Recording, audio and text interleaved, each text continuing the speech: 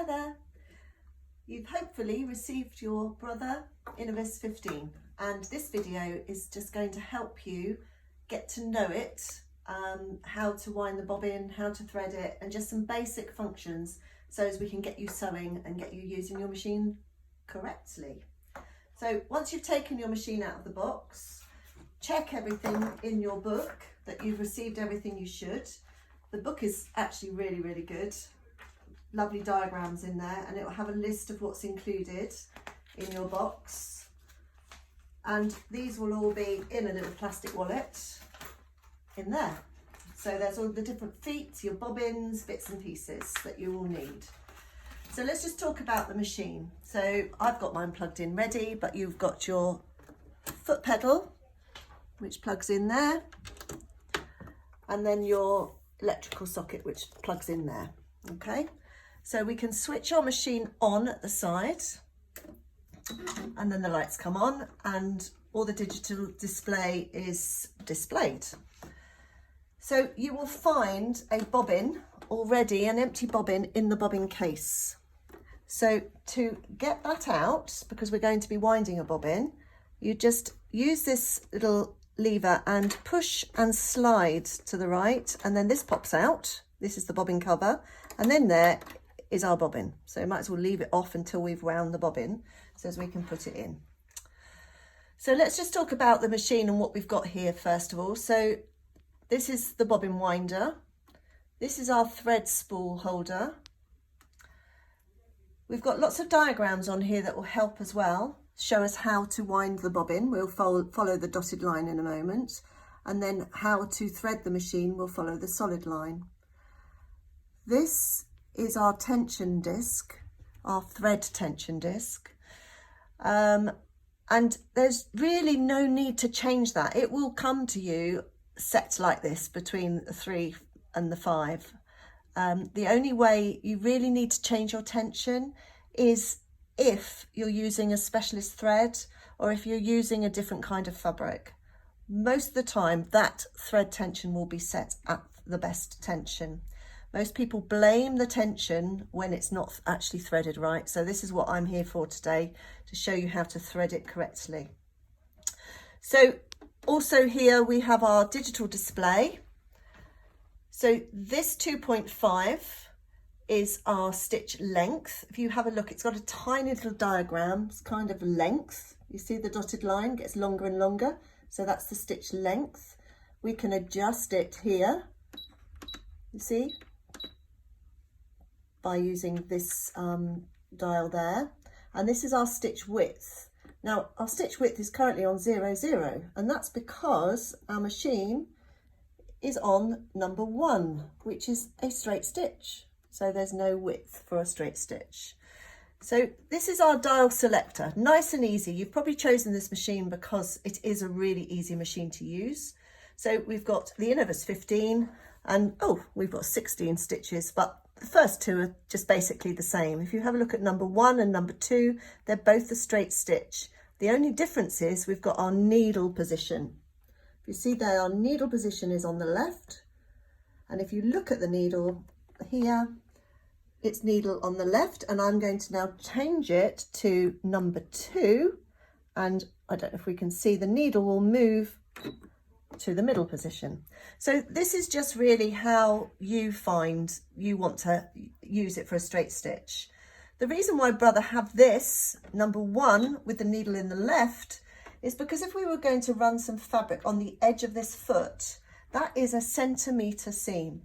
So it gives you a centimetre seam from the edge of that foot to the needle position, which is quite a nice way as well. So this is our stitch selector, nice and easy. We'll just go through. If we want a zigzag, we go to number 4, and it will just automatically change our stitch length and stitch width for us.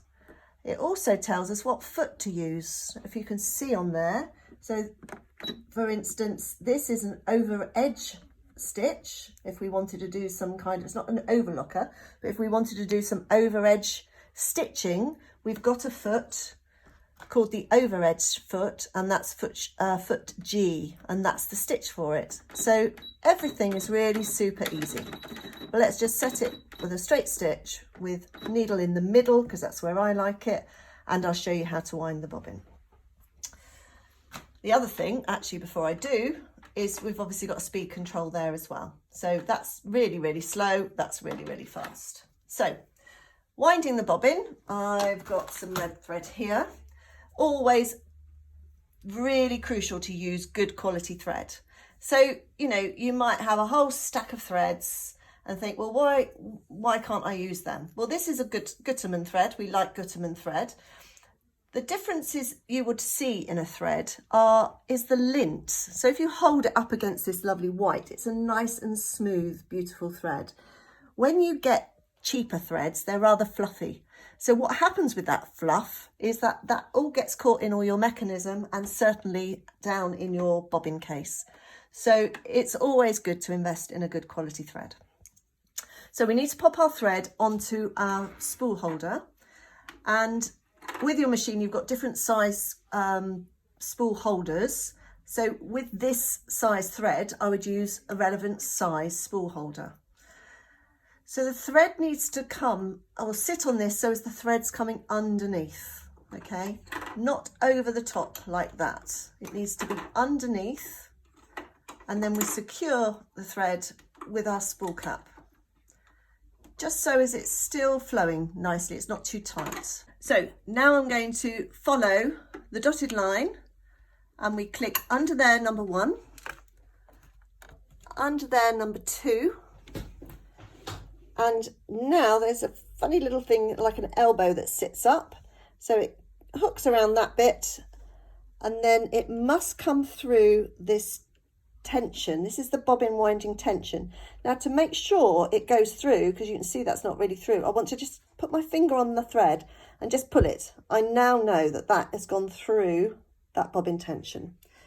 And now what I'm going to do is I'm going to take, so I've got sort of 15 centimetres of thread, I'm going behind, and now I'm just going to wind clockwise this thread that I've got in my hand until I don't have much left. And then on this bobbin winder there's a little blade, so I can just click it underneath there. Don't know if you can see that, and then give it a pull, and that's cut it off. So now all I need to do is to push the bobbin winder over, and I can do two things. I can either put my foot on my pedal, my foot pedal, and it will start winding, or I can take my foot pedal out and I can use my start stop button, which is there. So I might as well make it go a little bit faster with the speed control. And as you see, what we want to do is create a really nice tight wound bobbin, because if you've got a tight wound bobbin, that's going to make sure that your stitching is perfect.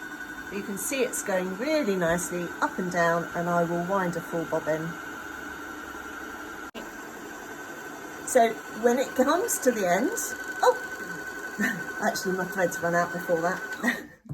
But anyway, we've wound a nice full bobbin. So to take the bobbin off, we go in reverse. So back, lift, and I need to find my end that's just sprung off. There we are. So there's my bobbin. I'm just going to put my foot pedal back in. And now it's crucial that we pop our bobbin in the right way. And we could pop it in as a P. If we have a look at that, that's like a letter P, can you see? As opposed to a Q. So we pop it in as a P for perfect, as opposed to a Q for not quite right. So we find it as a letter P, and I'm just going to drop it into the bobbin case. That's all I've done, dropped it in. Now I'm just going to use this channel here to take the thread, get into the groove, and then there's a tiny little blade there, give it a pull, that's it. Couldn't be easier, could it? Pop the little case on, click it down. That's your bobbin wound. So now I'm going to thread it, but guess what? I need some more thread.